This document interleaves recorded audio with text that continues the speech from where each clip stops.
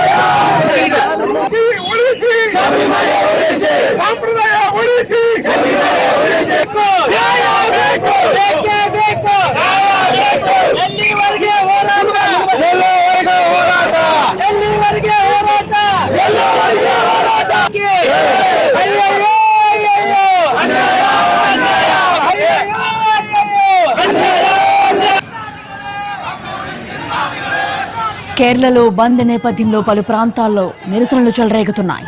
దీంతో తమిళనాడు సర్కార్ సరిహద్దులను మూసివేసింది. తమిళనాడుకు చెందిన వాహనాలు నిత్యం వేలాదిగా కేరళకు వెళ్తుంటాయి. కేరళలో జరుగుతున్న నిరసనల కారణంగా ఆస్తి నష్టం జరగరాదన్న ఆలోచనతోనే సరిహద్దులను మూసివేసినట్లు అధికారులు తెలిపారు. కోయంబత్తూర్, పాలక్కాడ్, నాగర్కోయిల్, త్రివేంద్రం సరిహద్దులను తమిళనాడు సర్కార్ మూసివేయడంతో రహదారిపై కిలోమీటర్ల కొద్దీ వాహనాలు నిలిచిపోయాయి. కేరళలో పరిస్థితి చక్కబడిన తర్వాత వాహనాలను పంపుతామన్నారు అధికారులు.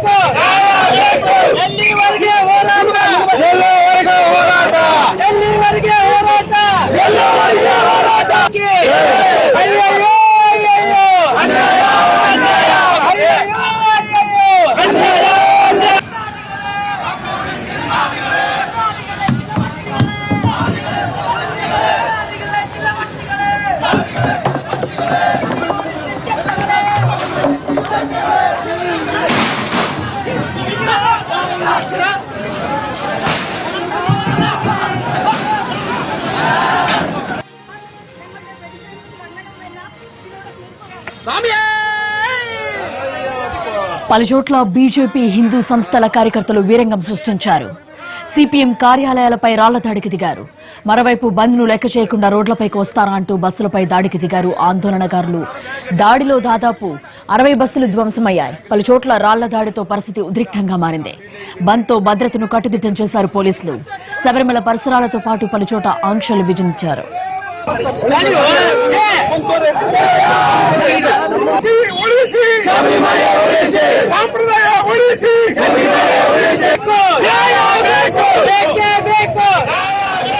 శబరిమల ఆలయంలోకి మహిళల ఎంట్రీపై కేరళ సీఎం విజయన్ స్పందించారు. సుప్రీంకోర్టు తీర్పును అమలు చేయాల్సిన అవసరం ఉందన్నారు ఆయన. కోర్టు ఆదేశాలకు అనుగుణంగా మహిళలకు రక్షణ కల్పించాల్సిన బాధ్యత తమపై ఉందన్నారు విజయన్. మహిళా భక్తుల్ని అడ్డుకోవడం కోర్టు ధిక్కరణే అవుతుందన్నారు.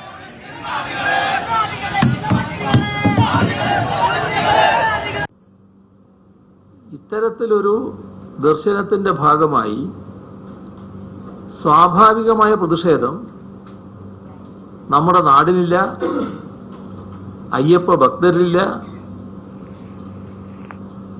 എല്ലാവരും ആ വിവരം അറിഞ്ഞ് ആ നിലയിൽ നിൽക്കുകയാണ് ചെയ്തത്. പക്ഷേ സംഘർഷമുണ്ടാക്കണമെന്ന് ആഗ്രഹിക്കുന്നവര് അടങ്ങിയിരിക്കൂല. അപ്പൊ അവര് ഈ വിവരം പുറത്തു വന്ന് മണിക്കൂറുകളായിട്ടും പ്രത്യേക സംഘർഷങ്ങളൊന്നും ഇല്ലാതിരുന്നപ്പോ ഇതിൽ നിന്ന് മുതലെടുപ്പ് നടത്തേണ്ടവര്, പ്രത്യേക രാഷ്ട്രീയ മുതലെടുപ്പ് ആഗ്രഹിക്കുന്നവര്, അവര് ഇതുമായി ബന്ധപ്പെട്ട് സംഘർഷങ്ങൾ ഉയർത്തിക്കൊണ്ടുവരാനുള്ള നിർദ്ദേശങ്ങൾ നൽകുന്ന നിലയുണ്ടായി. അപ്പൊ പിന്നീട് നമ്മൾ കാണുന്നത് ആസൂത്രിതമായ ഒരു നീക്കമാണ്. അതായത് സംഘർഷം ഉണ്ടാക്കുന്നതിന് വേണ്ടിയുള്ള നിർദ്ദേശം താഴോട്ട് പോയപ്പോ അതിന്റെ ഭാഗമായി സംഘപരിവാർ തെരുവിൽ ആക്രമണം സംഘടിപ്പിക്കാൻ തയ്യാറാകുന്ന നിലയാണുണ്ടായത്. ഇത് കൃത്യമായ ആസൂത്രണത്തിന്റെ ഭാഗമായാണ്. സ്വാഭാവിക പ്രതിഷേധം എവിടുന്നും ഉയർന്നു വന്നില്ല.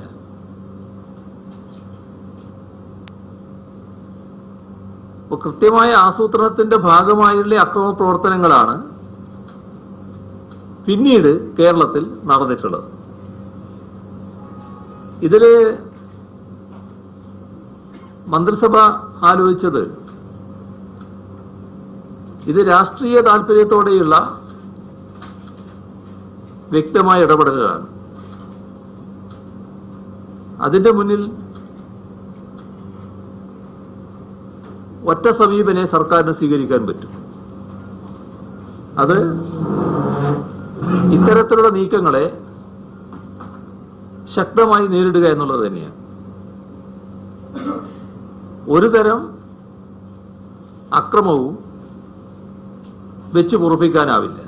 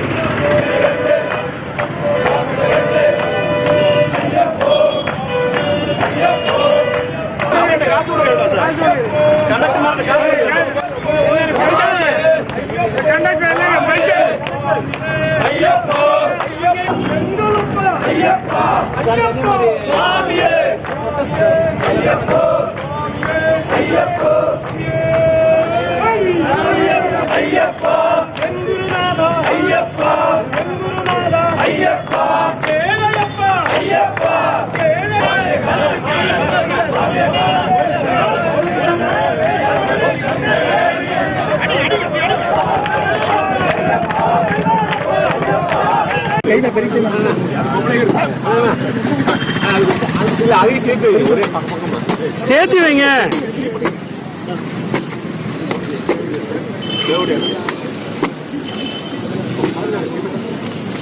பிடிங்க பஸ், நேரம் பிடிங்க. ஏய் வரல.